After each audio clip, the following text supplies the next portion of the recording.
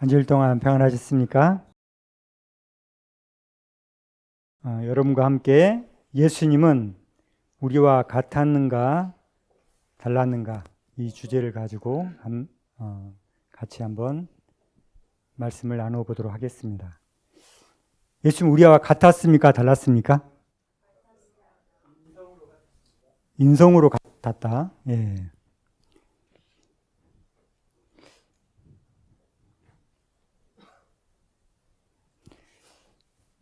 어떻게 믿든지 저렇게 믿든지 뭐가 그렇게 중요한가, 머리 아프고 골치 아프다 따지지 말고 중요한 문제 아니니까 그냥 넘어가자 이렇게 말씀하실 수도 있겠죠.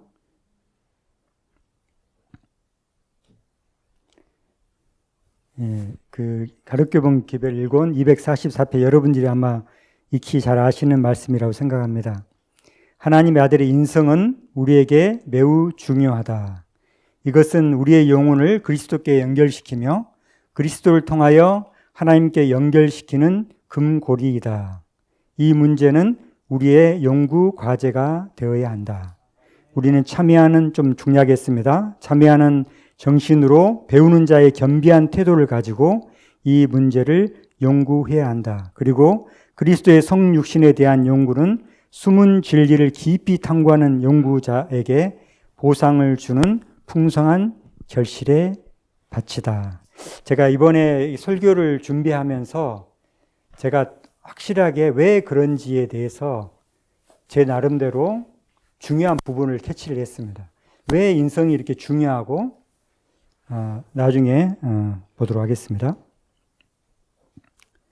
자, 예수님 우리와 같았는가 달랐는가. 어떤 집사님이 카톡으로 이런 질문을 했습니다.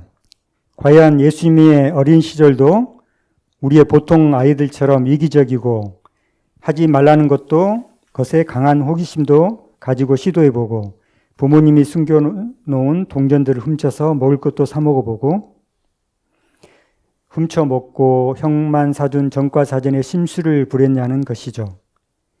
이러한 것이 본성이죠. 누가 가르쳐주지 않아도 나쁜 마음이 드는 것. 이미 마음속에 간음하는 마음이 올라왔는데 죄가 아니다고 말하면 바리새인들은 정말 무죄한 생애를 산 대표적인 구원받아야 할 마땅한 사람이 되는 거죠. 좀 이제 그분 말 그대로 옮겼기 때문에 조금 말이 안 되는 것도 있는데, 자, 이렇게 예수님은 이러셨습니까? 뭐 전과사전 사준 거 심술 부리고 뭐 훔치기도 하고 안 했어요? 그럼 예수님 우리가 다르네요. 자, 예수님이 우리가 달랐다고 기록된 말씀이 있어요. 있을까요? 이해되세요? 말씀이 우리가 달랐다고 기록되어 있어요. 자, 어떤 말씀인지 한번 보겠습니다. 화이트 주석 누가복음 2장 40절에 여러분 복음 성경에 나와 있어요. 청년 지도자 1898년에 하신 말씀입니다. 그리스도는 여느 아이들과 같았다고 말하는 것은 옳지 못한 말이다. 그는 보통 다른 아이들과 같지 않았다. 분명히 같지 않았다고 했어요. 뭐 얘들이 그냥 떼쓰고 울고 뭐 이렇지 않았다는 거죠. 의의 편으로 기울어지는 그의 성향은 그의 부모들에게는 계속적인 기쁨이었다. 아이들이 태어나서 의의 성향으로 계속 기울어지나요? 물론 아주 모태로부터 성령이 충만한 엄마로부터 성령이 충만해서 나오면은 침례왕 같으면 혹시 있었을 어느 정도 이런 게 있었을는지 모르겠습니다. 그러나 예수님은 태어나자마자 의의 편으로 기울어지셨어요. 생기에 넘쳐 빛나는 그의 어린이의 얼굴을 쳐다볼 때, 예수님의 얼굴을, 어린아이의 예수님 얼굴을 쳐다볼 때 아무도 예수님이 다른 아이들과 꼭 같다고 말할 수 없을 것이다. 베이커 목사에게 쓴 편지인데요. 아마 이거 굉장히 유명한 말씀이죠. 예수님을 죄의 악한 기질을 지닌 인간으로 백성 앞에 제시하지 마십시오. 좀 넘어가겠습니다. 시간상. 그분 안에는 하나의 악한 기질도 없었습니다. 우리와 같은 죄를 지은 인간처럼 생각하는 입장을 취하지 않도록 경고하십시오. 이렇게 바이블 코멘터리 5권에 기록된 말씀입니다. 시간상 제가 중략에서 읽었습니다. 인성의 옷을 입으시고 하나님의 아들은 그분이 구원하고자 하셨던 자들의 수준까지 내려오셨다. 그분 안에는 어떤 죄성이나 죄가 없었다. 이런 부분에서 우리가 다르다는 거죠. 그분의 신성이 인성으로 옷 입으신 것은 그분이 타락한 인간과 사귀기 위해서였다. 그는 또한 불순종으로 아담이 스스로와 세상을 잃어버렸던 것을 사람을 위해 본래의 것을 회복하셨다. 1896년에 있는 리베인드랄지 나온 말씀입니다. 어떤 방법으로든 사람들의 마음속에 그리스도께서 타락의 오점이나 성향이 있었다든지 아니면 어떤 형태로든 그분이 죄에 굴복했다는 인상을 손톱만큼도 남기지 않도록 해야 한다. 근본적으로 그리스도를 전혀 우리와 똑같은 인간으로 만들어 버리지 못하도록 모든 사람에게 경고하라. 제가 좀 중략에서 있는 거 이해해 주시고 혹시 필요하시면 제가 설교를 카톡으로 보내드리도록 하겠습니다. 그에게는 유혹의 조금만 그 앞에 읽어보겠습니다. 제일 밑에 줄입니다. 이후에는 내가 너희와 말을 많이 하지 아니하리니 이 세상 임금이 오겠음이라. 그러나 저는 내게 관계할 것이 없다. 이 관계할 것이 없다는 말씀의 뜻은 그에게는 유혹에 반응할 요소가 아무것도 없다는 말이다. 조금 더 읽어볼게요. 그에게 닥친 여러 가지 유혹 가운데 단 하나에도 그는 반응을 보이지 않았다. 그러니까 그 어떤 전혀 그런 게 없어가지고 반응할 어떤 그런 요소가 없었다는 그런 의미보다 반응을 하지 않았다는 거예요. 예수님께서는. 그래서 사탄은 예수님께서는 한 번도 사탄의 땅에 발을 들여놓지 않았고 따라서 사탄을 유리하게 해주는 일도 없었다고 1895년에 말씀하셨습니다. 자, 그럼 우리와 같았다고 하신 말씀도 한번 보도록 하겠습니다. 이는 실로 천사들, 우리가 너무 잘 아시는 말씀이죠. 천사들이란 어떤 존재죠? 죄된 본성이 없고 무죄한 본성을 가진 천사들. 이 천사들을 붙들어 주려 하심이 아니고 오직 아브라함의 자손. 아브라함의 자손은 아담 타락 이후에 죄된 본성을 가진 인간들이죠. 그 아브라함 자손을 붙들어 주려 하심이라. 그러므로 저가 범사의 형제들은 누군가요? 타락하기 전에 아담과 하와인가요? 타락한 이후에 우리들을 말하는 거죠. 예, 우리들과 같이 대심이 마땅하도다. 그래서 그 이유에 대해서 제일 마지막에 자기가 시험을 받아 고난을 당하셨은즉 시험 받는 자들을 능히 도우시느니라. 만약 예수님께서 우리와 다른 본성을 가지고 있고 죄된 본성이 없었다면 우리가 당하는 시험을 예수님이 당했을까요?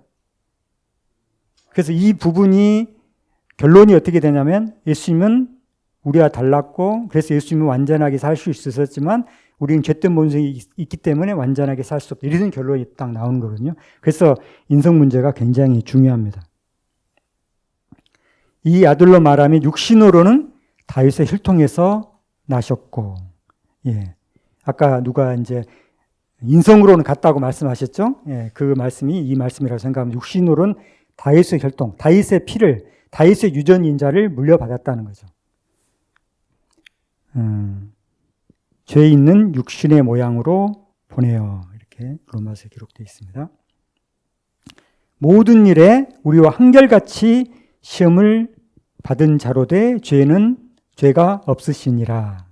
우리와 같이 한결같이 시험을 받았다고 기록되어 있습니다. 만약에 다른 본성을 가지고 우리가 한결같이 시험을 받을 수 있을까요? 예.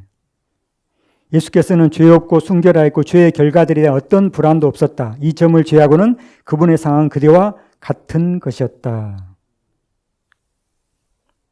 자, 예수님은 우리와 같은가 달랐는가? 결론은 제가 내린 결론입니다.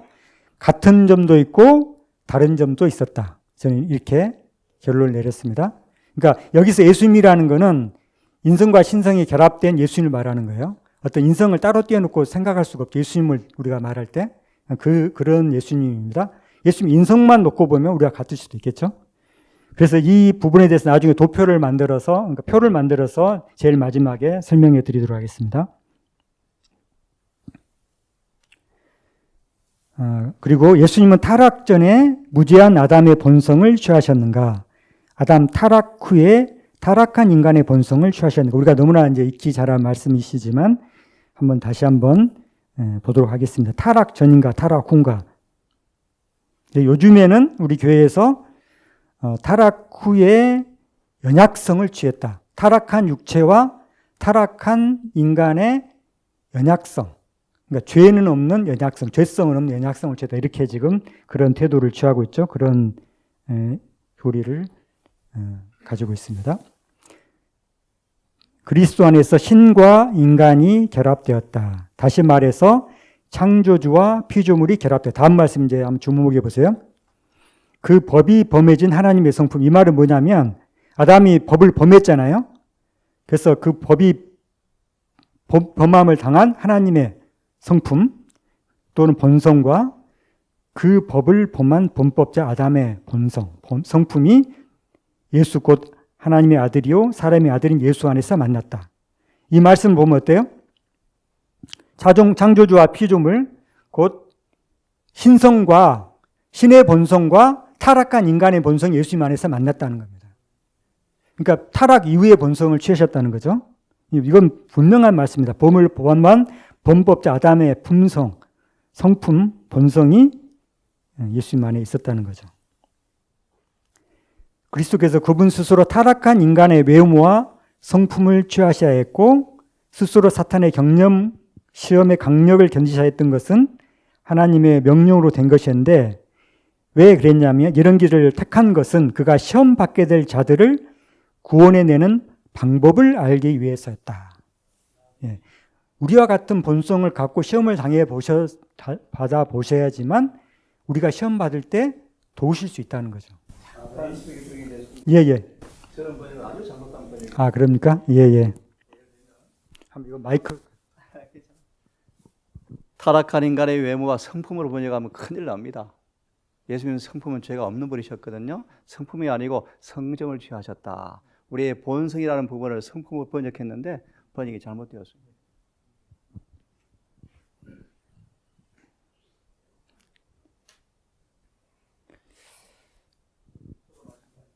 예. 4,000년 동안 방랑해온 이후에 인간의 성정을 지녔다. 본성을 지녔다. 예.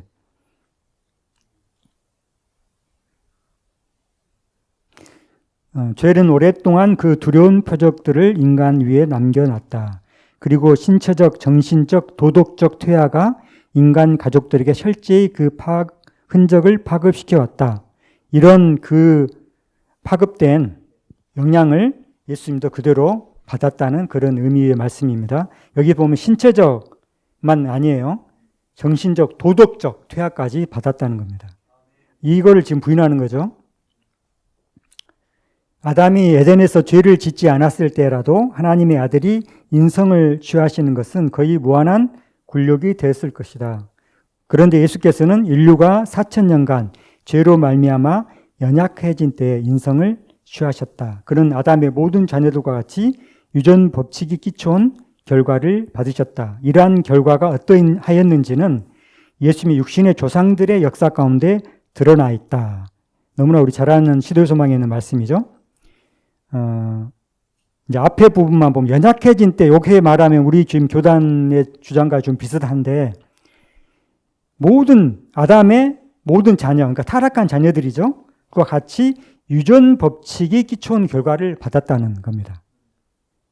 이 결과가 어땠는지는 예수님 육신의 조상들, 누구죠? 문나세, 다윗, 솔로몬, 악한 왕이 많았습니까? 선한 왕이 많았습니까? 그 악한 왕들에게 나타난 그 유전이 법칙이 끼쳐온 결과 때문에 그 악한 왕들이 그런 것이 나타났다는 거거든요. 그런 똑같은 유전을 예수님이 받으셨다는 말씀이에요. 근데 제가 여러 분들과 이 말씀을 나눠봤는데 이 말씀을 얘기해도 전혀 이렇게 해석을 안 하는 거예요. 그러니까 마치 그 일요일 교인들 만나가지고 일요일하고 안식일 문제를 논하면 딱 어떤 그 방해벽을 딱 세워놓고 장벽을 세워놓고 절대 자기 주장을 안 굽히잖아요. 어떤 그런 거를 제가 느낍니다.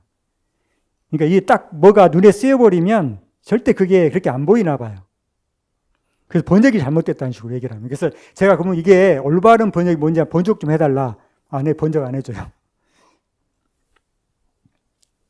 이러한 유전을 지니시고 우리의 슬픔과 시험을 당하시고 우리에게 죄 없는 생의 모본을 주시기 위하여 오셨다. 아까 이제 우리의 시험 당할 때 도와주기 위해 오셨고 또 두 번째는 모본을, 죄 없는 생의 모본, 이러한 본성을 가지고 죄를 짓지 않을 수 있다는 것을 그 모본을 보여주기 위해 오셨다는 거죠. 근데 지금 이 두 가지를 저는 부인하고 그럼으로 인해서 엄청난 걸 지금 잃고 있는 겁니다. 이게 별로 중요하지 않는 것 같지만 굉장히 중요한 부분이에요. 그리스도께서는 우리와 같은 인성으로 아담의 실패를 만회하실 것이었다. 아담은 그 아덴 동산에서 사탄의 공격을 받았을 때 아무런 죄된 본성이나 죄의 영향이 없었어요. 또 완전한 몸과 활력, 에덴의 영광에 들려있고 천사와 교통하고, 그러나 예수님께서 광야로 가셨을 때, 금식하고 광야로 가실 때는 그러지 못했다는 거죠. 4,000년간 체력, 정신적 능력, 도덕적 가치가 퇴보되어 왔다. 퇴보된 인류의 연약함을 취하셨다. 이렇게 함으로써만 그런 인류의 쇠퇴의 깊은 구렁에서 구출하실 수 있으셨다. 그러나 우리 구주께서는 온갖 연약성을 지닌 인성을 취하셨다. 그는 시험에 굴복할 가능성을 가진 인성을 취하셨다. 우리는 그가 당하지 않은 것들을 하나도 질 것이 없다. 구속의 위대한 사업은 타락한 아담의 자리를 택한 구속주에 의해서만 성취될 수 있었다. 스스로를 타락한 인류에게로 스스로를 낮추기로 목적하셨다. 그는 그분의 발을 아담의 계단에 디디셨다. 그는 사람의 타락한 성품을 취하고 아담을 이기어 승리한 강한 원수를 처리하기로 계획하셨다. 이상의 말씀을 볼 때 예수님께 타락한 본성을 취하셨다는 것이 명백하죠.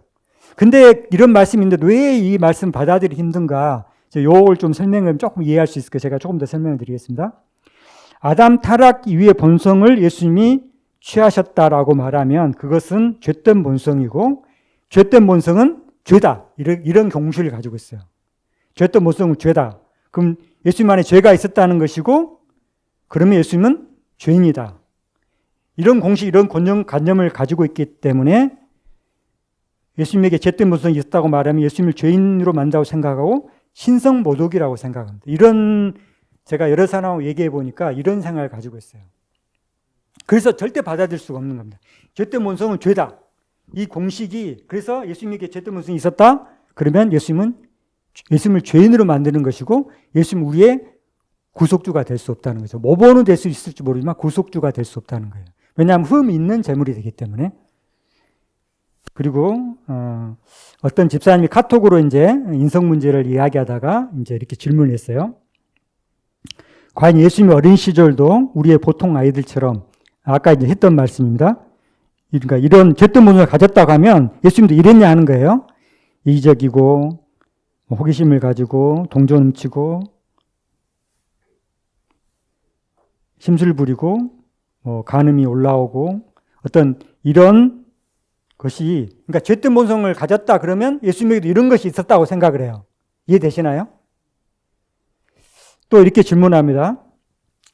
예수님에게도 죄된 본성이 있었다고 하면 우리와 똑같이 살인의 본성과 살인의 욕구와 성적 욕구가 살아 꿈틀거렸다는 건데, 그럼 어디까지가 죄고 어디까지 죄가 없다고 말해야 합니까? 만약 예수님께서 죄 없는 본성을 취하셨다고 생각하면 위에 말한 죄된 본성은 없으나 이를 유혹하고 이끌어가는 것인데, 그러니까 죄된 본성은 없지만 어떤 유혹을 받고 어떤 그럴 수 있는데, 예수님께서에게도 미워하는 마음이 생기고 살인과 미워하는 마음이 일어났다면 어디까지가 죄고 죄가 아닌지를 성경적으로 증명해 줄 수 있는지요. 죄된 본성과 그것이 죄가 되지 않는다는 분명한 선을 제시할 필요가 있는 것 같습니다. 이제 아까 지금 이런 말씀을 통해서 예수님께 죄된 본성이 있었다. 그러면 우리 마음속에서 일어나는 그런 모든 욕구들이 어떤 살인의 감정을 품고 뭐 미워하는 마음을 갖고 이런 것이 예수님에도 있다 이렇게 생각하는 거예요. 그러니까 그걸 받아들일 수 없는 거예요. 제가 처음에는 제가 아무리 설명을 이해를 못하는 거예요. 그래서 제가 이렇게 그분이 말해주니까 그렇게 생각하시는군요 하면서 이해를 했어요. 그러니까 이런 거예요. 예수님이 죄도무성을 가졌다 그러면 자신들이 과거와 현재 경험을 떠올리면서 자신 마음 안에서 일어난 일들, 탐심, 간음, 살인, 폭력, 미움, 다툼, 미움, 이기심, 시기심 등등 이러한 것들이 예수님에게도 있었단 말인가 라고 생각하면서 예수님이 죄도무성을 취했다는 것을 절대 받아들이지 못한다는 것입니다. 좀 이해가 되시나요? 혹자는 이렇게 말합니다. 그렇다면 예수님에게도 사춘기가 있으셨고 이성적인 고민도 하셨다는 말인가? 이런 말들이 굉장히 막 조롱하는 투로 얘기를 해요. 옛사람에게 말한 바 살인하지 말라. 누구든지 살인하면 심판을 받게 되리라 하였다는 것을 너희가 들었으나 나는 너희에게 이르노니 형제에게 노하는 자마다 심판을 받게 되고 형제에 대하여 라가하는 자마다 그러니까 살인하는 것도 살인이지만 미워하고 요구하는 것도 살인이라는 말씀입니다. 미련한 놈이라 하는 것도 살인이고 또 간음하지 말라는 걸 너희에게 들었으나 여자를 보고 음욕을 품는 자마다 마음이 이미 간음하였느니라. 그러니까 마음속에 품은 것이 행동으로 드러나오지 않아도 이미 품으면 죄가 된다는 거죠. 그래서 아까 집사님이 모 집사님이 말한 그런 상태는 죄죠. 죄가 아닌 게 아니라 죄입니다. 분명히 죄입니다. 이제 이 말씀을 좀 프로가 예니신 이렇게 말씀하셨어요. 죄란 단순히 외적인 행위가 아니라 오히려 그것은 사고방식에까지 깊숙이 스며드는 마음의 문제다. 만일 셈이 오염될 것 같으면 강물은 쉽게 깨끗해지지 않는다. 예수께서는 마음에 들어있는 것이 사람의 행동을 유발시킨다는 것을 아셨다. 왜냐하면 마음에서 나오는 것은 악한 생각과 살인과 간음과 음란과 도둑질과 거짓 증거와 해방이기 때문이다.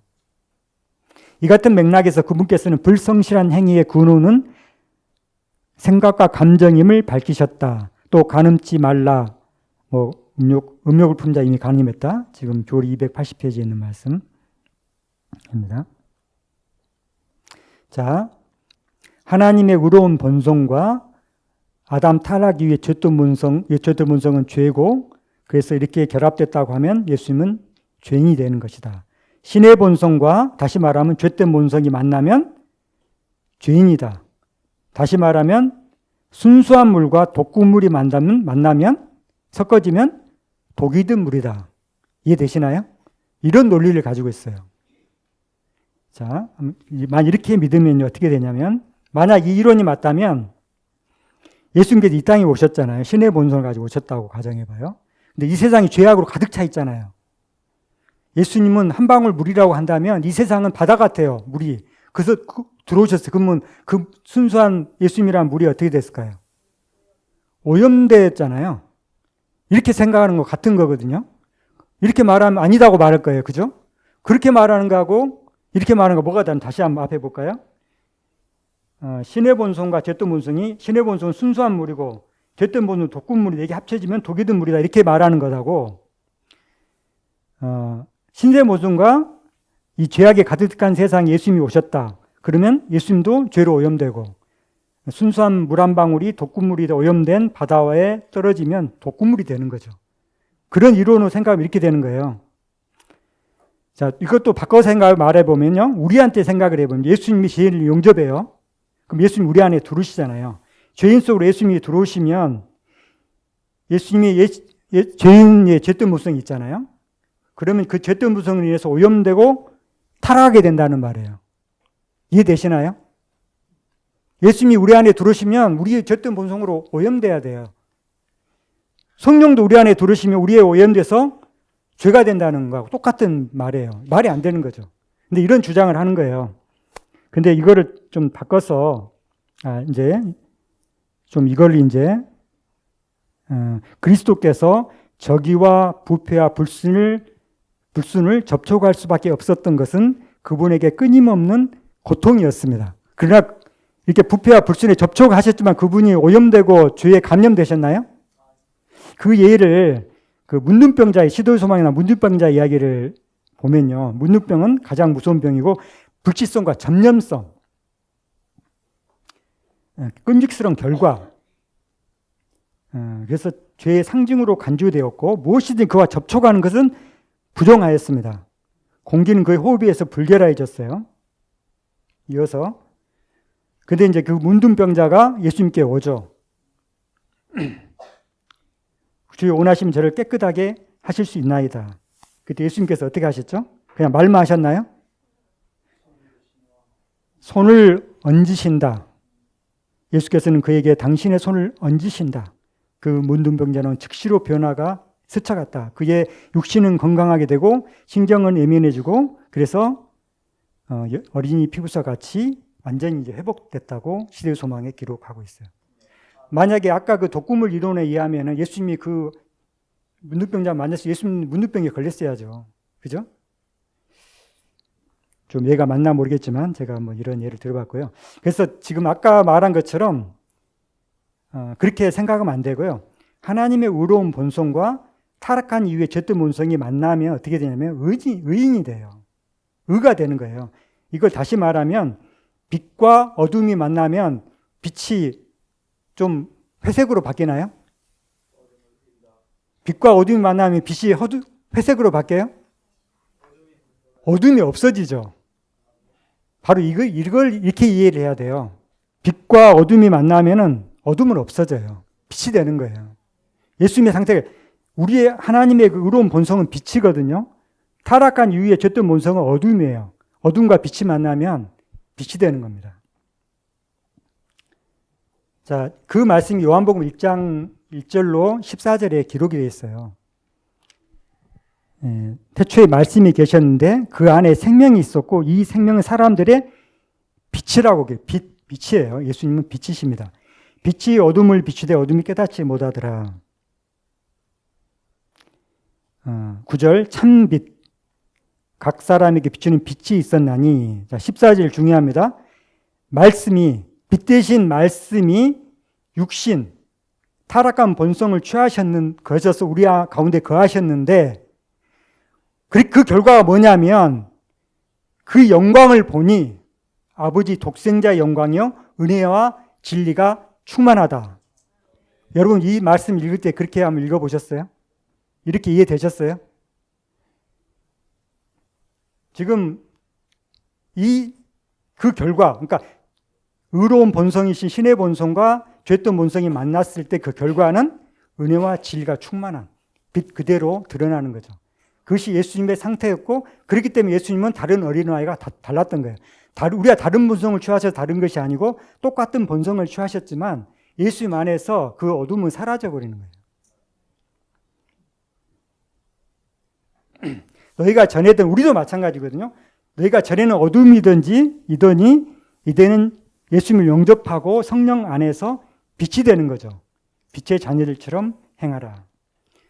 예수님은 죄 없는 성품에 우리의 죄 있는 성품을 지니셨다. 분명하게 말씀하셨죠.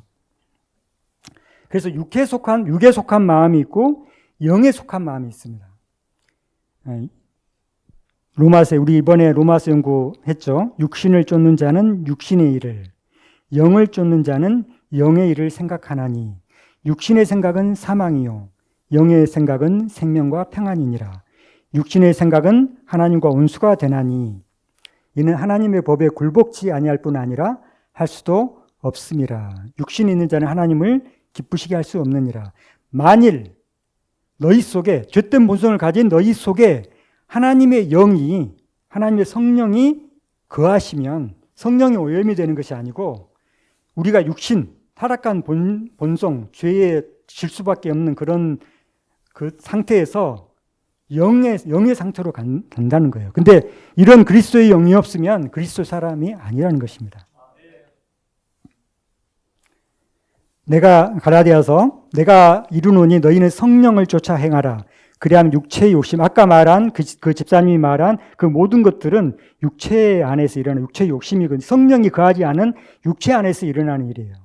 만약 그 집사님도 성령이 충만한 경험을 했다면 그렇게 말씀하지 않았을 거예요. 근데 우리 대부분의 그리스도인들이 그런 경험을 해요, 실제적으로. 그러면서 로마서 7장의 금이 거듭난 그리스도의 경험이라고 말하는 거예요. 자기들의 경험이 그러니까. 육체의 소욕은 성령을 거스리고 성령의 소욕은 육체를 거스리나니 자, 그래서 19절 육체의 일이 뭐냐? 음행, 더러운 것, 호색, 우상숭배, 술수, 온수 맺는 것, 분쟁, 시기, 분냄, 당짓는 것, 불리함, 이단, 투기, 술취함, 방탕, 이런 것들이 육체의 일, 예수님 바깥에, 예수님이 거하지 않은 육체 안에서 일어나는 일이라는 것입니다. 그러니까 아까 그 집사님 말한 이런 것들은 이런 상태에 있는 거죠. 예수님의 상태가 아니에요. 절대 젬뜬 본성을 가졌다는 것이 그런 의미가 아닙니다. 자, 그럼 예수님의 상태는 어떤 것이냐? 또 성령이 거하는 사람의 상태는 어떤 것이냐? 오직 성령이 열매는 사랑, 희락, 화평, 오래 참음, 자비, 양선, 충선, 온유, 절제. 그래서 예수의 사람은 육체와 함께 그 정과 욕심을 십자가에 못 박았느니라. 우리가 성령으로 살면 동안 성령으로 행할지니 헛된 영광과 서로 격동하며 서로 투기하지 말지니라. 자, 그래서 결론적으로 제가 도표를 한번 그려봤습니다.